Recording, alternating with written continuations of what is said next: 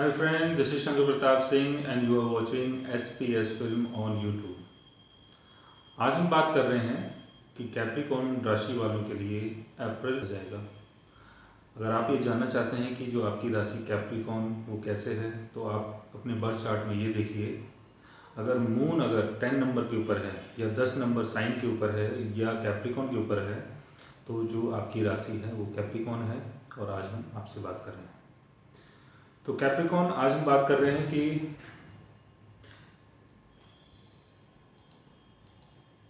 आपका जो 1 से लेकर 2 तारीख का जो टाइम है, इस पीरियड में जो मून है वो आपकी कुंडली में 7th हाउस का लॉर्ड है और आपके 5th हाउस में आया हुआ है। तो 7th हाउस का लॉर्ड जब 5th हाउस में आएगा तो आपको पार्टनरशिप से गेन हो सकता है, आपकी लव मैरिज हो सकती है, या कोई भी नेगोशिएशन या कोई भी डीलिंग उससे आपको फ़ायदा हो सकता है, ट्रेड से आपको फ़ायदा हो सकता है। और दूसरा जो राहु है वो कुंडली के 8th हाउस में आया हुआ है, तो सीक्रेटिव चीज़ों से आपको गेन होगा और आप सीक्रेटिव चीज़ों के लिए बहुत ज़्यादा डिजायरस रहेंगे। फिर राहु यहाँ से अपने 5th एस्पेक्ट से देखता है आपके 12th हाउस को, तो आपको हो सकता है कि बाहर की चीज़ों से गेन हो, फॉरेन से गेन हो, या फॉरेन जाने का कोई ना कोई योग बनता है। फिर राहु अपने 9th एस्पेक्ट से देखता है आपकी कुंडली के 4th हाउस को। 4th हाउस में प्रॉपर्टी से है, 4th हाउस का संबंध आपके गाड़ी वगैरह से है। तो हो सकता है कि इस पीरियड में आप गाड़ी या प्रॉपर्टी या फ्लैट वगैरह लेने के इच्छुक हों, या इन चीज़ों में आपकी इन्वॉल्वमेंट हो सकती है। फिर हम बात करते हैं 3, 4 और 5 तारीख की। इस पीरियड में दिखाई देता है कि हो सकता है कि जो आपकी वाइफ है उनको थोड़ा सा हेल्थ की प्रॉब्लम हो जाए, या उनके कुछ मेंटल थोड़ा सा प्रॉब्लम इसमें दिखाई दे रही है। और हो सकता है कि कुछ जैसे आप थोड़ा सा अनकंफर्टेबल महसूस करें, थोड़ा सा मेंटली थोड़ा सा डिस्टर्ब महसूस करें। और जो आपकी मदर है उनको भी हेल्थ की प्रॉब्लम दिखाई दे रही है। तो जो 7th हाउस का जो लॉर्ड मून जो है वो आपके 6th हाउस में आया हुआ है, और पार्टनरशिप या डील को लेकर थोड़ा बहुत कहीं ना कहीं थोड़ा सा मन मुटाव दिखाई दे रहा है, और कुछ डिजीज़ वगैरह हो सकती है। और जो जुपिटर है वो आपकी कुंडली में 12th हाउस का लॉर्ड है और 9th हाउस में आया है, तो आपको बाहर की चीज़ों से आपको गेन हो सकता है। अगर आप बाहर जाते हैं या कोई जॉब वगैरह ढूंढने जा रहे हैं, तो हो सकता है वहाँ से कुछ ना कुछ आपको जॉब वगैरह का ऑफ़र आए, या वो हो सकता है कि कोई जॉब वगैरह आपको मिल सकती है। और लॉन्ग डिस्टेंस ट्रैवल के भी योग बन रहे हैं। और हो सकता है इस पीरियड में आप थोड़ा सा रिलीजियस हो जाए, थोड़ा सा टेम्पल या मंदिर वगैरह जाने का आप थोड़ा सा प्लान वगैरह बनाएं। फिर जुपिटर अपने 7th एस्पेक्ट से देखता है 3rd हाउस को, तो 3rd हाउस को जुपिटर देखता है, तो हो सकता है शॉर्ट डिस्टेंस ट्रैवल से आपको बेनिफिट हो, सेल्स या मार्केटिंग से आपको बेनिफिट हो, और इन चीज़ों में आपकी इन्वॉल्वमेंट आ सकती है। फिर जुपिटर अपने 9th एस्पेक्ट से देख रहा है कुंडली के 5th हाउस को, तो हो सकता है अगर आप कोई चाइल्ड अगर कोई प्लान कर रहे हैं, कोई बच्चे के बारे में अगर आप प्लानिंग कर रहे हैं, तो उसके भी इसमें योग दिखाई देते हैं। फिर हम बात करते हैं 6, 7 और 8 तारीख की। 6, 7 और 8 तारीख में जो मून है वो कुंडली के 7th हाउस से गोचर कर रहा है, यानी मून जो है वो अपने ही घर में है।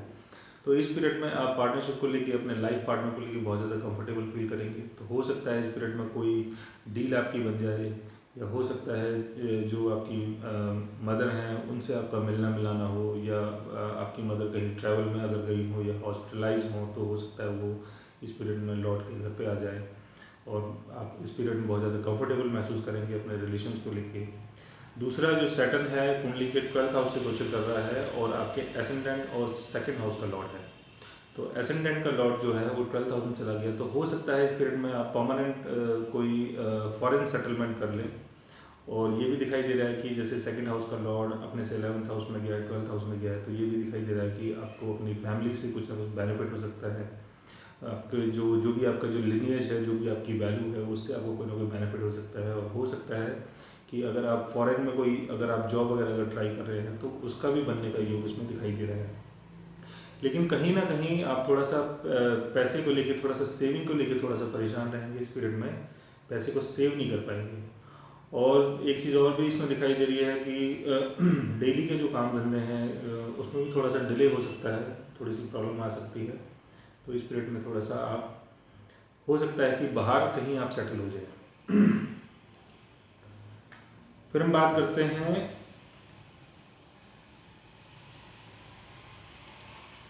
9, 10 और 11 तारीख की। इस पीरियड में हो सकता है कि सडनली जो आपका रिलेशन है उसमें कुछ ना कुछ ट्रांसफॉर्मेटिव बदलाव आए, या हो सकता है कि जो आपका लाइफ पार्टनर है उसका थोड़ा सा वो हॉस्पिटलाइज हो जाए, या कोई थोड़ा बहुत एक्सीडेंट वगैरह का योग दिखाई दे रहा है इसमें, क्योंकि राहु और मून का योग बन रहा है कुंडली के 8th हाउस में। तो अगर आप कहीं नदी किनारे अगर जाने का प्लान कर रहे हैं, या किसी समुद्र के किनारे किनारे जाने का प्लान कर रहे हैं अपने लाइफ पार्टनर के साथ, तो ये जो टाइम पीरियड है उस चीज़ के लिए ठीक नहीं है। तो इस पीरियड में उन चीज़ों को थोड़ा सा अवॉइड कीजिए आप, और गाड़ी वगैरह को थोड़ा सा देख दाख के चलाइए। और अगर ऑपरेशन वगैरह कोई होना है तो वो ऑपरेशन का भी कुछ बड़े चांसेस हैं कि कोई बड़ा ऑपरेशन हो इस पीरियड में। तो इस पीरियड में थोड़ा सा आपको थोड़ा सा कॉन्शियसली थोड़ा सा चलना है। और जो केतु है वो आपकी कुंडली के 2nd हाउस से गोचर कर रहा है, तो थोड़ा सा पैसे को लेकर थोड़ा सा आप लापरवाह रहेंगे, थोड़ा सा डिटैचमेंट फील करेंगे अपने फैमिली से। और जो केतु है वो अपने 5th एस्पेक्ट से दिखता है कुंडली के 6th हाउस को, तो थोड़ा सा डेली के काम में भी थोड़ा सा आप लापरवाह हो जाएंगे। और केतु जो है अपने 7th एस्पेक्ट से 8th हाउस को दिख रहा है, तो इन लॉज से भी थोड़ा सा आप डिटैचमेंट थोड़ा सा फील करेंगे। फिर केतु जो है अपने 9th एस्पेक्ट से दिखता है कुंडली के 10th हाउस को, तो थोड़ा सा जो डेली का जो आपका काम है, या जो भी आपका वर्क एनवायरनमेंट है, या जो भी आप बिजनेस करते हो, उससे थोड़ा सा आप डिटैचमेंट फील करेंगे। फिर हम बात करते हैं 12, 13 और 14 तारीख की। 12, 13 और 14 तारीख के पीरियड में अगर आप कोई पार्टनरशिप करते हैं तो उससे आपको कोई ना कोई बेनिफिट होगा, कोई ना कोई आपको गेन हो सकता है। और अगर आप इस पीरियड में अगर कोई प्लान कर रहे हैं कि कोई शॉर्ट डिस्टेंस ट्रैवल का प्लान कर रहे हैं, तो उसमें आपको बेनिफिट हो सकता है। कोई शॉर्ट डिस्टेंस ट्रैवल हो सकता है, कोई अगर आप कोई एक्टर हैं तो आपको बेनिफिट हो सकता है। अगर आप कोई टीवी सीरियल में आना चाहते हैं तो उसके लिए अच्छा टाइम है, क्योंकि जो सन है वो वीनस के साथ कुंडली के 3rd हाउस में बैठा हुआ है, और वीनस इसमें अपने एग्रीटेशन में है, और सन जो है वो कहीं ना कहीं एक्टिंग या आर्ट का कारक है, और वीनस भी कहीं ना कहीं एक्टिंग और आर्ट का कारक है। और 3rd हाउस का संबंध आपके जो सीरियल्स वगैरह जो शॉर्ट फिल्म्स होती हैं उनसे होता है। तो हो सकता है कि अगर आप कोई एक्टर हैं और अगर आप ट्राई करना चाहते हैं तो ये जो पीरियड है आपके लिए अच्छा है, और इन चीज़ों से आपको बेनिफिट हो सकता है। फिर हम बात करते हैं 15, 16 और 17 तारीख की। इस पीरियड में जो सन है वो एरीज में ट्रांजिट हुआ है आपकी कुंडली के 4th हाउस में, और जो मार्स है वो टॉरस में ट्रांजिट हुआ है कुंडली के 5th हाउस में। और जो सन है वो 8th हाउस का लॉर्ड है और आपके 4th हाउस में आया हुआ है और अपने एक्सल्टेशन में है। तो हो सकता है इनहेरिटेंस का कोई पैसा मिले आपको, या हो सकता है कोई पेरेंटल कोई प्रॉपर्टी आपको इस पीरियड में मिल जाए। और एक चीज़ और दिखाई दे रही है इसमें, आपको मदर से भी कोई ना कोई गेन हो सकता है, अपने होमलैंड के लोगों से कोई ना कोई गेन हो सकता है। और जो मून है वो कुंडली के 11th हाउस में आया है, और मून यहाँ पर डेबिलिटेशन में है। तो हो सकता है पैसे को लेके आप थोड़े से डिजायरस हो जाएं, एफर्ट्स आप ज़्यादा लगाएं। और ये भी इसमें दिखाई दे रहा है कि जो मार्स है वो मून को देख रहा है, तो हो सकता है थोड़ा सा मेंटली थोड़ा सा आप एग्रेसिव हो जाएं चीज़ों को लेके।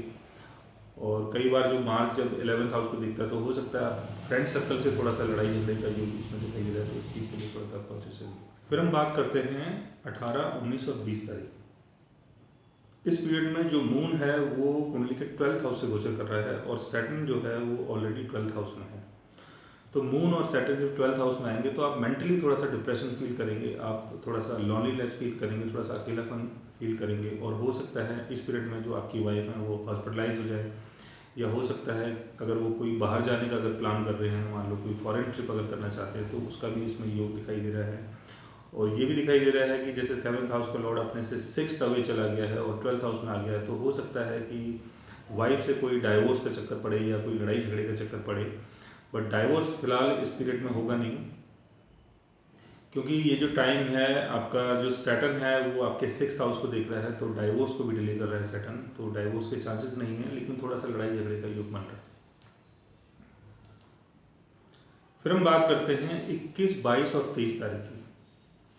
इस पीरियड में जो मून है वो आपके एसेंडेंट से गोचर कर रहा है और कैप्रिकॉर्न साइन से गोचर कर रहा है। तो हो सकता है इस पीरियड में आप अपनी आइडेंटिटी को लेके, अपनी पहचान को लेके, अपने काम को लेके, अपनी फेम को लेके थोड़ा सीरियस हो जाए, और आप सीरियसली कोई ना कोई काम करें। और जो आपका जो मरकरी है वो 6th हाउस का लॉर्ड है और अपने से 11th हाउस में आया हुआ है, यानी 4th हाउस में आया हुआ है। तो हो सकता है कि कोई अगर आप स्टूडेंट हैं तो हो सकता है कि इस पीरियड में आपको कोई लोन वगैरह मिल जाए अपनी एजुकेशन के लिए, या अगर आप घर वगैरह लेना चाहते हैं, प्रॉपर्टी लेना चाहते हैं, गाड़ी लेना चाहते हैं, तो आपको कोई लोन वगैरह मिल सकता है। अगर कोई कोर्ट केस चल रहा है तो उससे आपको बेनिफिट हो सकता है इस पीरियड में। फिर हम बात करते हैं 24, 25 और 26 तारीख की। इस पीरियड में मून और वीनस जो है वो कुंडली के थर्ड हाउस से गोचर हो रहा है। तो इस पीरियड में अगर आप कोई शॉर्ट डिस्टेंस ट्रैवल अगर प्लान कर रहे हैं तो वो जो शॉर्ट डिस्टेंस ट्रैवल होगा वो बहुत पीसफुल होगा, आपको घूमना बहुत अच्छा लगेगा। और अगर आप कोई सेल्स या मार्केटिंग से संबंधित अगर कोई काम करना चाहते हैं या एक्टिंग फील्ड में अगर आना चाहते हैं तो उसके लिए भी ये अच्छा टाइम है। इस पीरियड में थोड़ा सा आपका ट्रैवल थोड़ा सा ज़्यादा बढ़ जाएगा, शॉर्ट डिस्टेंस ट्रैवल जो है वो थोड़ा सा बढ़ा रहेगा आपका। फिर हम बात करते हैं 27, 28, 29 और 30 तारीख की। इस पीरियड में आपको पार्टनरशिप से, नेगोशिएशन से, ट्रेड से, इन चीज़ों से आपको बेनिफिट हो सकता है। लेकिन इसमें एक चीज़ और दिखाई दे रही है कि जो मून है वो सन के साथ यहाँ कंबस्ट हो रहा है। तो हो सकता है जो आपका लाइफ पार्टनर है उसको थोड़ा सा हेल्थ थोड़ा सा उसका वीक महसूस हो आपको, या वो थोड़ा सा वीकनेस महसूस करें हेल्थ को लेके। और इस पीरियड में आप थोड़ा सा डिप्रेशन महसूस कर सकते हैं, थोड़ा सा आप अपने आप के अंदर थोड़ा सा कमी महसूस कर सकते हैं, थोड़ा सा आप अपने आप को लूज महसूस कर सकते हैं। दोस्तों, आज हमने बात की कैप्रिकॉर्न राशि के बारे में कि कैप्रिकॉर्न राशि वालों के लिए अप्रैल 2017 कैसा जाएगा। अगर आप भी जानना चाहते हैं कि जो आपकी राशि है वो अप्रैल के मंथ में आपको कैसे बेनिफिट करवा सकती है तो आप हमारे चैनल को सब्सक्राइब कीजिए और अपनी राशि के बारे में जानने की कोशिश कीजिए। और अगर आप हमसे कंसल्ट करना चाहें तो आप हमारी वेबसाइट के थ्रू हमें मैसेज कर सकते हैं, हमें मेल कर सकते हैं और हमसे कंसल्ट कर सकते हैं। आज के लिए बस इतना ही। Thanks for watching. Bye bye and take care.